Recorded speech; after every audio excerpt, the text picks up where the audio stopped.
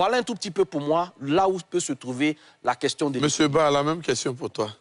Je crois que c'est difficile de parler après coach Yoma. Hein. Non, si on peut mettre quand même... Non, tu peux mettre ta main dedans. C'est difficile de passer avec lui, mais je crois déjà que c'est une question d'exemple. Quels sont les modèles que nous avons eus lorsque nous avons bâti notre vie d'homme? Moi, lorsque j'allais me marier, par exemple, on ne m'a pas fait asseoir pour me dire voilà comment on se comporte. Et je sais que beaucoup d'hommes n'ont pas eu d'entretien prénuptial. Alors que lorsqu'une femme va se marier, je crois que ses sœurs, sa maman, pas mal de personnes l'entourent. Ils lui donnent certains codes, certaines clés pour pouvoir réussir son foyer. Donc je crois que déjà, il y a une question de modèle. Le modèle, c'est que la plupart du temps, on a vu nos mamans gérer le foyer de main de maître. Alors que c'est l'homme qui est responsable. S'il n'y a pas de paix dans une maison, la culpabilité devait être celle de l'homme. C'est lui qui est le garant. C'est lui qui est le garant de la paix. Et c'est ce qu'il va faire. C'est qu'il va, comment on dit, si vous donnez quelque chose à une femme, elle va le transformer en or.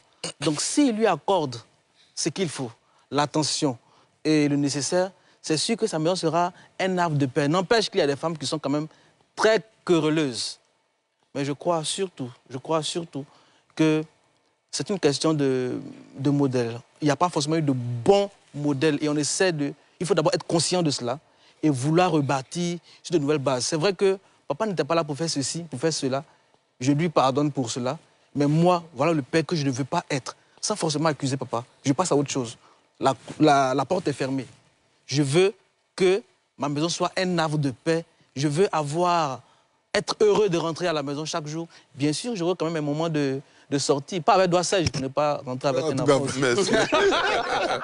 Mohamed Ali. Oui, c'est bon. Est-ce que quelqu'un qui ne fait pas d'after work, quelqu'un qui ne cherche pas à oxygéner, est-ce que c'est une personne normale qui fait boulot maison, boulot maison, boulot maison? Oui, la personne peut être normale. Comme coach l'a dit, tu as des personnes introverties, des personnes casanières. Moi, mon truc, c'est que, je donne un exemple, hein, je quitte le boulot, je préfère aller à la maison. Il y a des gens, par exemple, qui n'aiment pas le bruit, ou qui vont dire qu'ils sont agoraphobes, qui n'aiment pas la foule.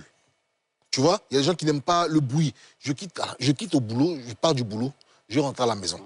À la maison, j'estime que j'ai cette petite paix-là, cette tranquillité, c'est normal.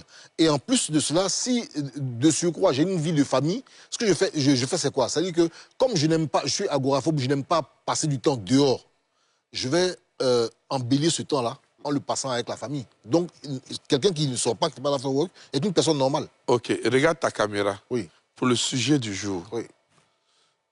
Quel est ton dernier point de vue? Quel est ton point de vue, bien ton dernier mot en 15 secondes, s'il te plaît? Quand on est un homme de foyer, quand on est un chef de famille, fuir ses responsabilités ne règle pas le problème. Passer du temps dehors ne règle pas le problème. Il faut avoir le sens des priorités. Il ne faut pas que le temps que tu passes dehors avec tes amis empiète sur tes temps plus importants que sur les temps de famille. Je sais pas, est-ce que j'ai la monnaie? Bon, après on va voir ça. J'ai adoré ce que tu as dit. Frère Martin. Faut pas nous fatiguer sur le plateau là. Je vais répondre ce qu'il a dit. Non, réponds pas. Non, c'est positif. Non, viens Donc, dis pour toi. Je t'ai posé une question. Oui, il a parlé d'attention. C'est la conclusion. Oui, il a parlé d'attention. Non. Oui, explique-toi. Voilà, l'attention. Tu as 30 secondes. C'est beaucoup d'ailleurs. Okay. Il a parlé d'attention. Pour moi, le foyer, c'est l'attention. Vous voyez, j'adore beaucoup Imra et Didi B.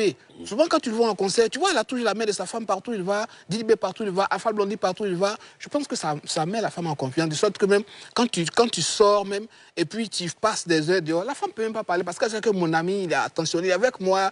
C'est de ça que je veux parler, en fait. Vous voyez, c'est très important. Mais mon dernier mot, messieurs, restez à la maison. C'est très important. Merci. Frère, Oui. en 30 secondes. Une anecdote d'une mère que j'apprécie énormément. Son mari était alcoolique. Il était tout le temps dehors. Et lorsqu'ils se sont mariés, elle s'est dit, je ne veux pas que mes enfants aient cela comme modèle. Certainement, il a eu à crier sur lui. Ça n'a pas porté de fruits. Mais elle a commencé à prier, sans se plaindre.